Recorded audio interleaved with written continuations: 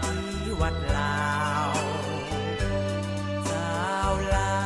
วบ่มีวันหลงลืมใดตลอดชีวิตขออุทิศไว้นำพักเขา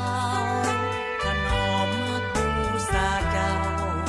บ่มีวันให้มองเศร้าพักเอ๋ยจงเจริญ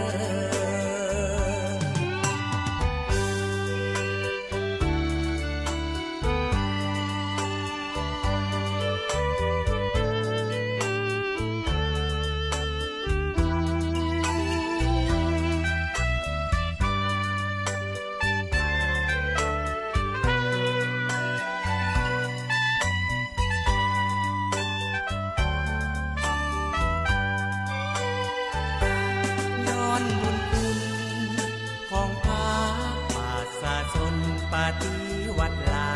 วสาวลาวบ่มีวันหลงลืมใดตลอดชีวิตขออุทิศไว้นำพักเขาถนอมฮักบูชาเจ้าบ่มีวันให้มองเศร้าพักเอ๋ยจงเจริญ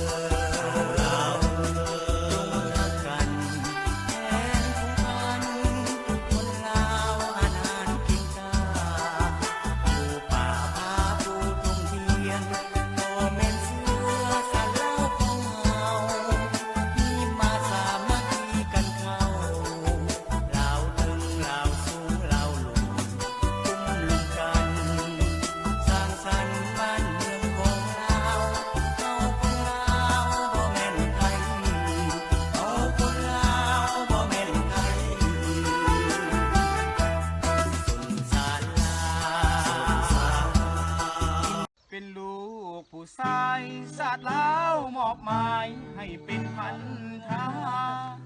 จากถิ่นบิดรมารดาขึ้นรถเสอาก้าวสู่สายแด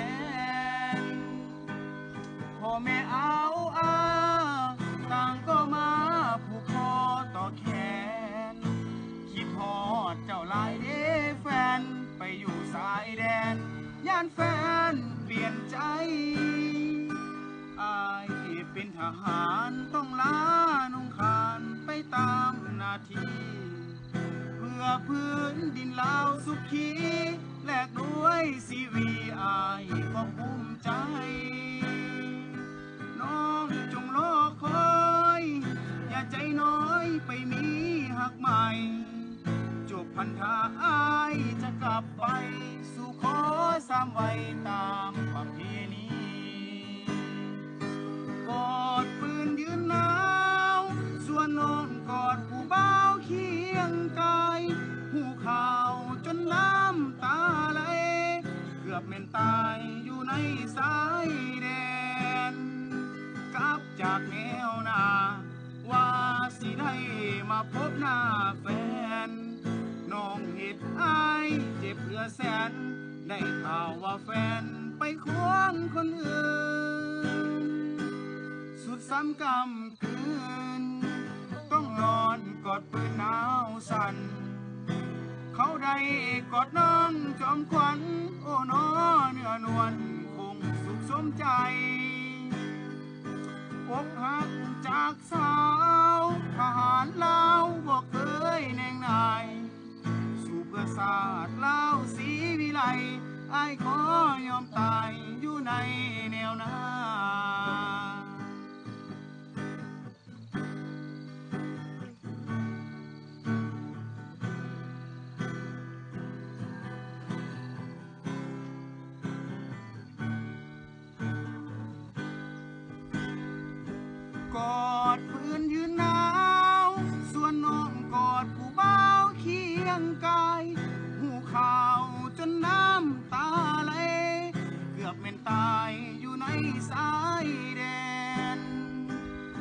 จากแนวหน้าว่าสิได้มาพบหน้าแฟนน้องเห็ดอ้ายเจ็บเหลือแสนได้ข่าวว่าแฟนไปควงคนอื่นสุดซ้ำกำกืนต้องนอนกอดปืนหนาวสั่น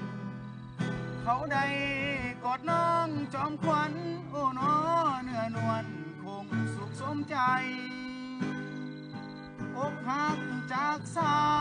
วทหารลาวบอกเคยแนงนายสู่ประสาทลาวศรีวิไลอ้ายขอยอมตายอยู่ในแนวหน้า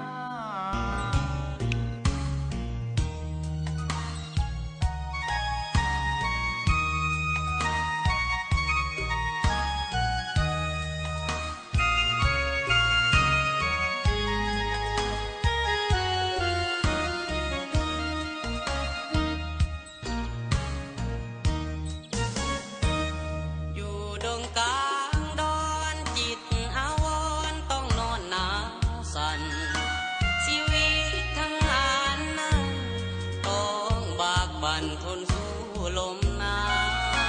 วนอนมานหาวีบีบีพี่น้องสาวลาเลือดของทหารถูกเหล่ายิงต้องเข้าหักษาแดนดินอยู่จอมภูดอยบ่ท้อถอยจากเสียงนาภูเลือดทหารต้องสู้ถึงไผ่ลูกเขตน้ำแดงดินบ่ให้น้ำตาพี่น้องนั้นไหลล่วงลิ้นถึงเลือดทหารจะสิ้นขอแผ่นดินเหล่านี้สิ้นมาใส่สมบูรณ์ถิ่นข้าอยู่เป็นที่มั่นเป็นเมืองตั้งขับถิ่นฐานเหล่าทหารเฮานั้นถึงกูจะสู้หน้าผาที่นั่นจะสั่นขายังบ่เคยได้วันโอ้หมู่มานผู้มาหาวีอยู่จอมภูผาลมพัดมาเมฆทั่วไหลผ่านลมฟ้าลมฝนน้ำปั่นหนาวยืนสั่นแทบสิ้นชีวิตต้องทนย้อนตายให้หลายสายชาติสตรีเพื่อพื้นดินลาวเฮานี้สิ้นศัตรูผู้ที่หวังทอง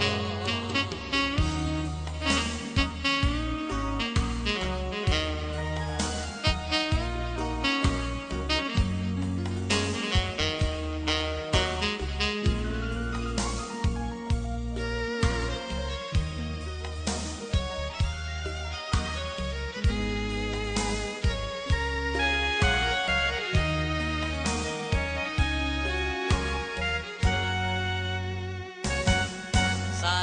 สมบูรณ์ถิ่นข้าอยู่เป็นที่มั่นเป็นเมืองตั้งขับถิ่นฐานเหล่าทหารเฮานั้นถึงกูจะสู้หน้าผาที่นั่นจะสั่นขายังบ่เคยได้วันโอ้หมู่มานผู้มาหาวีอยู่จอมภูผาลมพัดมาเมฆทั่วไหลผ่านลมฟ้าลมฝนน้ำปั่นหนาวยืนสั่นแทบสิ้นชีวิตต้องทนย้อนตายให้หลายสายชาติสตรีเพื่อพื้นดิน